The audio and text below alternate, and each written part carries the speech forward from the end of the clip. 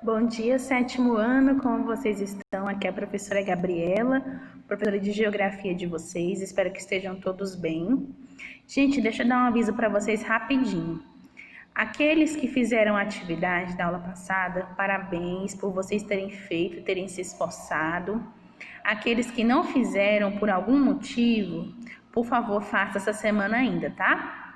Vou receber até amanhã, sexta-feira, porque semana que vem nós temos nossa prova, nossa primeira prova do bimestre, e é bom que a gente adiante as coisas, deixe as coisas em dia, para que as coisas não se acumulem no final do bimestre, né? Quando a gente faz as atividades em dia, no final do bimestre a gente não tem que fazer atividade atrasada, então acaba que fica até melhor, tá? Então faça a atividade de vocês até amanhã. Se tiver alguma dúvida em relação à atividade, pode vir me procurar. Se você não conseguiu abrir a atividade, pode vir me procurar, tá? Que eu te ajudo. Bom, a nossa aula de hoje vai falar sobre águas subterrâneas. Vocês estão vendo essa imagem aí do primeiro slide? Nessa imagem do primeiro slide, nós temos essa água bem azulzinha aí. E do lado dessa água, nós temos como se fosse uma parede. Essa água, ela está dentro de uma caverna, tá? Já ouviram falar sobre caverna? Já viram caverna em algum desenho? Essa caverna, ela está dentro do solo. Imagina só, onde você está pisando, onde você pisa, o chão que você pisa, ele é o solo, tá? Então, imagina só, abaixo desse solo ainda tem cavernas com água, como essa que você está vendo. Não só cavernas, tá? Nós temos as cavernas, também temos verdadeiros rios. Imagina só um rio embaixo do solo.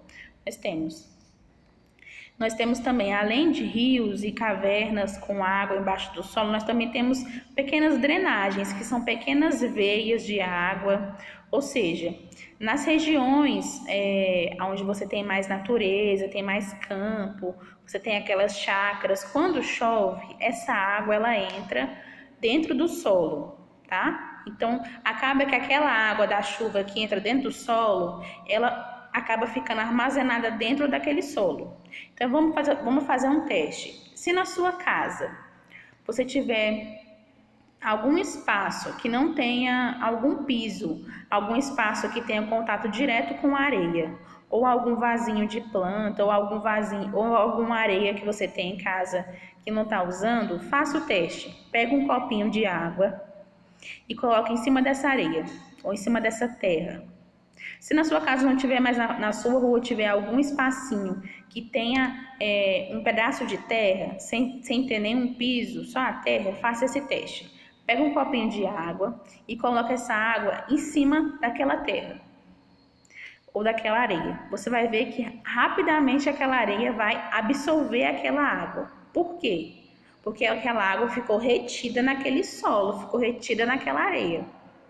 É a mesma coisa que acontece quando chove nas chácaras, nas fazendas, no campo. Quando chove, aquela água ela fica retida no solo. Por quê?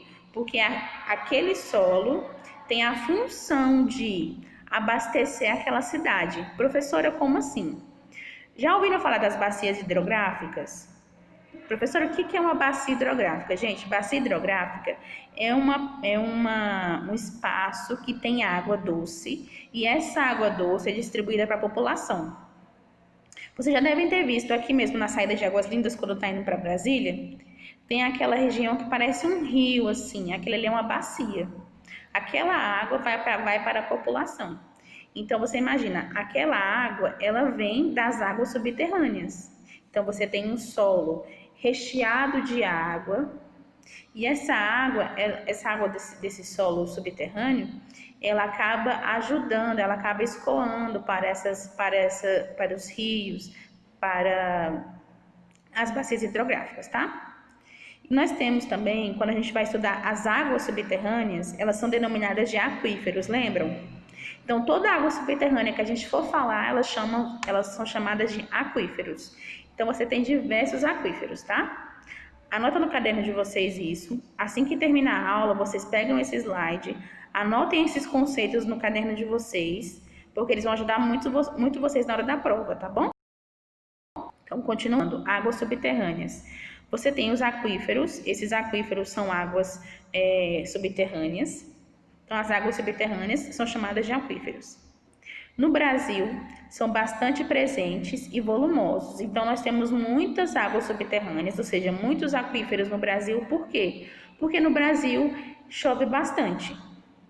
Claro que em algumas regiões do Brasil nós não temos tanta chuva, infelizmente, mas em outras regiões nós temos muita chuva. Por exemplo, aqui no Centro-Oeste, ele tem um clima predominantemente seco, né?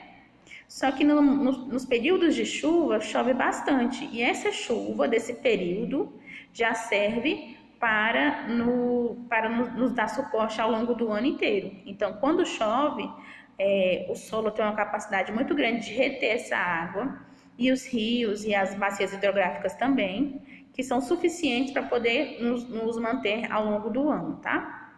Então, nas regiões que você não tem tanta chuva, consequentemente, você não vai ter tantas águas subterrâneas e tantos aquíferos, tá? No Brasil, como nós já falamos, são bastante presentes e volumosos. Os aquíferos são formações rochosas que guardam a água no subsolo. Então, são formações que são feitas de rocha embaixo do solo. E essas rochas, elas vão reter essa água, tá? Podem formar até grandes rios dentro da água. Lembra que eu falei para vocês? Vocês conseguem imaginar um rio bem grande embaixo do solo? É difícil de imaginar, né? Mas existe, tá?